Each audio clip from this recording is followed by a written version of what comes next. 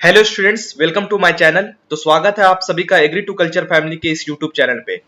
तो आज की क्लास में हम लोग जानेंगे कि जो कल 23 जुलाई 2024 को जो यूनियन बजट पेश किया गया उसमें एग्रीकल्चर सेक्टर के लिए क्या क्या अनाउंसमेंट किया गया जो एग्रीकल्चर सेक्टर के लिए इंपॉर्टेंट होने वाला है। तो चलते हैं आज की क्लास की ओर।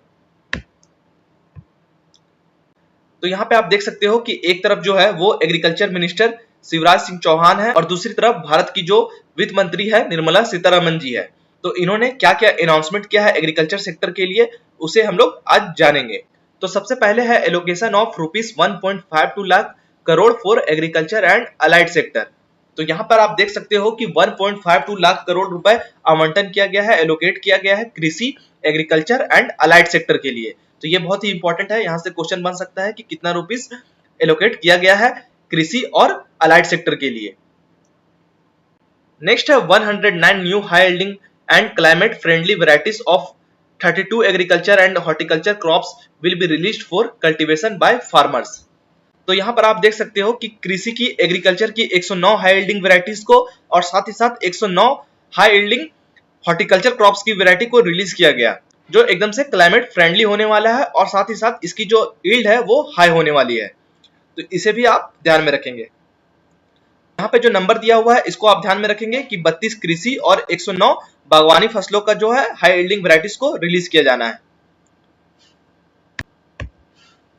Next 1 crore farmers across the country will be initiated into natural farming supported by the certification and branding. तो यहाँ पर कहा गया है कि इंडिया का जो 1 करोड़ फार्मर्स है उनको इनिशिएट किया जाएगा, उनको सपोर्ट दिया जाएगा नेचुरल फार्मिंग को लेके और उनकी ब्रांडिंग और सर्टिफिकेशन में भी हेल्प किया जाएगा।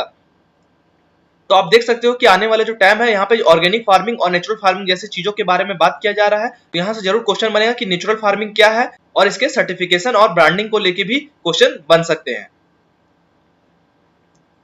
नेक्स्ट है 10,000 need based bio input resources centre will be established. तो देख सकते हो bio input resource centre open करने की बात की जा रही है। 10,000 काफी बड़े नंबर पे यहाँ पे सेंटर्स खोलने की बात की जा रही है। तो अभी हमने देखा नेचुरल फार्मिंग, अभी आने वाले टाइम में या फिर देख सकते हो चारों तरफ ऑर्गेनिक और नेचुरल फार्मिंग की ही बात की जा रही है। तो ये काफी इंपॉर्टेंट होने वाला है।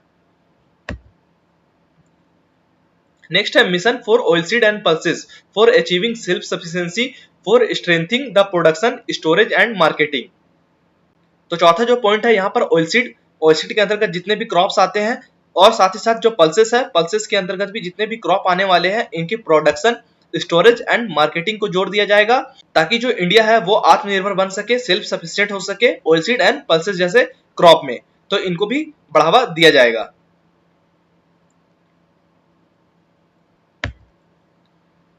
नेक्स्ट है implementing digital public infrastructure for agriculture with state to cover farmers and their lands within 3 years।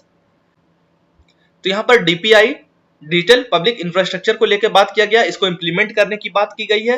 3 वर्षों के भीतर किसानों और उनकी भूमि को कवर करने के लिए राज्यों के साथ मिलकर कृषि के लिए डिजिटल सार्वजनिक बुनियादी ढांचे को लागू करना।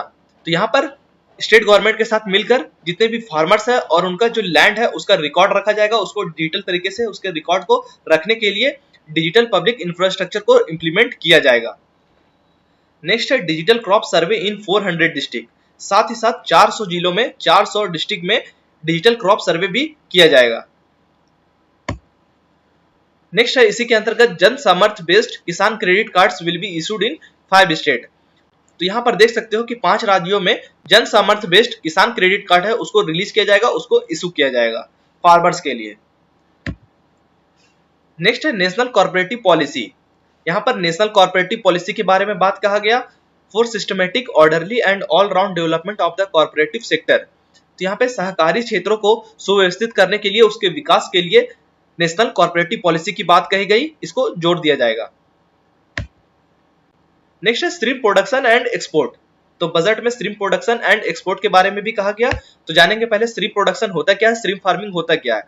Shrimp farming is an aquaculture business that exist in either a marine or freshwater environment producing shrimp or prawn for human consumption।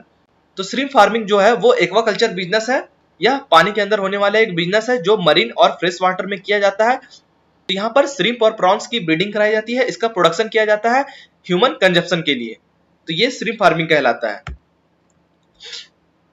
तो यहाँ पर पॉइंट है कि financing for shrimp farming processing and export will be facilitated through NABARD. तो यहाँ पर आप देख सकते हो कि नाबार्ड के माध्यम से, नाबार्ड की तरफ से जो श्रिम्प फार्मिंग है इसके प्रोडक्शन को लेके, इसके एक्सपोर्ट को लेके यहाँ पर सुविधा प्रदान किया जाएगा, इसको बढ़ावा दिया जाएगा। तो ये सारे पॉइंट है, आप इसको बिल्कुल ध्यान रखेंगे। यहाँ पर क्वेश्चन बन सकता है कि जो श्रिम्प प्रोडक्शन एंड एक्सपोर्ट है ये किसके माध्यम से होने वाला है, तो ये नाबार्ड के माध्यम से होने वाला है, इसको आप लोग याद रखेंगे। ये था 2024-25 के लिए जो यूनियन बजट रिलीज किया गया, उस पे एग्रीकल्चर सेक्टर के लिए क्या इंपॉर्टेंस है, क्या क्या अनाउंसमेंट एग्रीकल्चर सेक्टर के लिए किया गया। तो आने वाला जो एग्जाम है वहां पर बिल्कुल यहाँ से क्वेश्चन मिल सकता है। तो आई होप आपको वीडियो पसंद आया होगा, तो वीडियो को लाइक कीजिए और कमेंट सेक्शन में कमेंट करके जरूर बताएं कि वीडियो कैसा लग रहा है आपको, और चैनल को सब्सक्राइब जरूर कीजिए।